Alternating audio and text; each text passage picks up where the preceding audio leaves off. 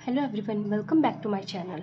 Last video में हमने discuss किया था कि जो हमारा सीएसएफ होता है उसका नॉर्मल कंपोजिशन क्या है। ठीक है, उसमें हमने देखा था कि उसका नॉर्मल कलर कैसा होता है, उसमें कौन कौन से सेल्स हमारे प्रेजेंट होते हैं, न्यूट्रोफिल्स हो गए, लिम्फोसाइट हो गए, एंड उसमें हमारा ग्लूकोज का लेवल कितना होता है एंड प्रोटीन का लेवल कितना होता है। ठीक है, तो इस वीडियो में हम डिस्कस करेंगे कि जो हमारा मेनिंजाइटिस होता है उसमें हमारा जो सीएसएफ का कंपोजिशन है उसमें हमें क्या क्या चेंजेस मिलते हैं। ठीक है, तो सबसे पहले अगर हम बात करें मेनिंजाइटिस की, तो मेनिंजाइटिस हमारा क्या है, इन्फ्लेमेशन ऑफ मेनिंजेस। ठीक है, इन्फ्लेमेशन ऑफ मेनिंजेस को हम मेनिंजाइटिस बोलते हैं। ठीक है, अब अगर हम बात करें जो हमारी मेनिंजेस होती है उसमें हमने देखा था 3 लेयर्स होती थी, dura mater, arachnoid matter and पाया मैटर।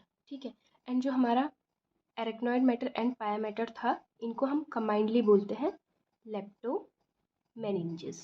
ठीक है, तो जो हमारा मेनिंजाइटिस होता है इसमें हमारा मेनली कौन सी मेनिंजेस इफेक्ट होती है, एरेक्नोइड एंड पाया मैटर, जिसे हम कंबाइंडली बोलते हैं लेप्टोमेनिंजेस। ठीक है, तो अब हमें देखना है कि जो हमारा मेनिंजाइटिस होता है इसमें हमारा सीएसएफ के कंपोजिशन में क्या क्या चेंजेस मिलते हैं। ठीक है,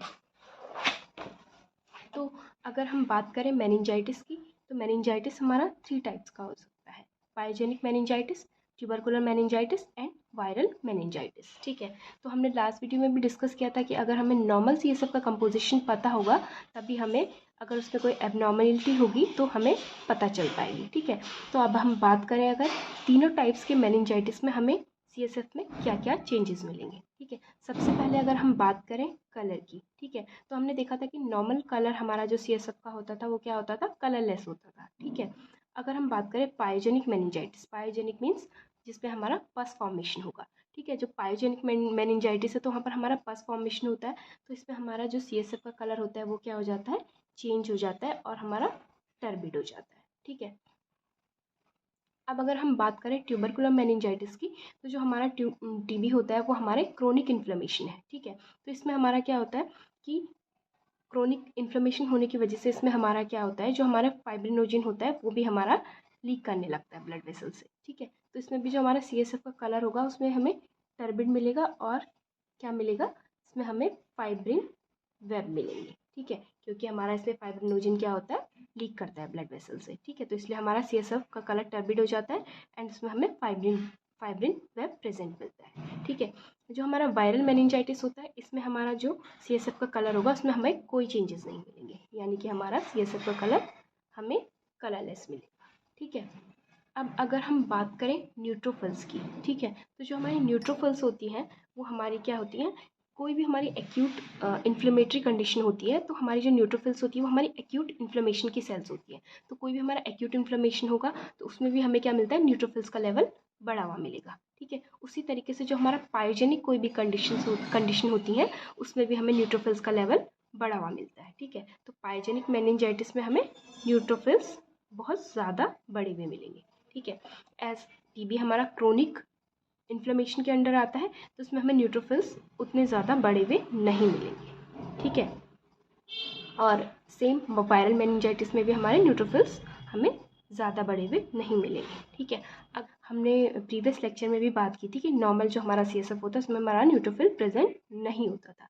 ठीक है, और अगर हम लिम्फोसाइट की बात करें तो लिम्फोसाइट हमने देखा था कि हमारा सीएसएफ में प्रेजेंट था, लेकिन कितना, less than 5/mm³। ठीक है, अब हम बात करें कि तीनों टाइप के मेनिंजाइटिस में हमारे लिम्फोसाइट्स का काउंट कितना होगा या कैसा रहेगा।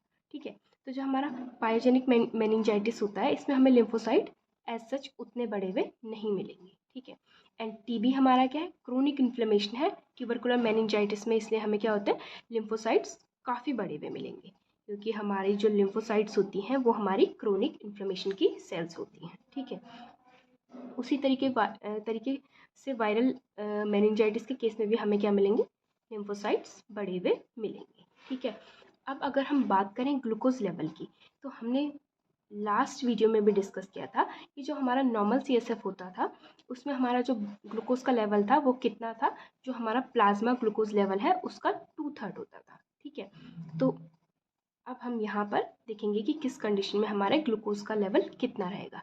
ठीक है, तो जो हमारे बैक्टीरियाज होते हैं वो अपने एनर्जी के लिए किस पे डिपेंड रहते हैं, ग्लूकोज पे डिपेंड रहते हैं। ठीक है, तो इसी वजह से जो हमारा पाइजेनिक मेनिंजाइटिस होगा एंड ट्यूबरकुलर मेनिंजाइटिस होगा, इनमें हमारा क्या होता है, ग्लूकोज का लेवल लेस हो जाता है। ठीक है, क्योंकि हमारी क्या बैक्टीरियल कंडीशंस है। ठीक है, तो इसमें हमारा ग्लूकोज का लेवल कितना मिलेगा हमें, less than 50% of plasma glucose. ठीक है, सेम उसी तरीके से हमें ट्यूबरकुलर मेनिंजाइटिस में भी ग्लूकोज का लेवल हमें मिलेगा लेस देन 50% ऑफ प्लाज्मा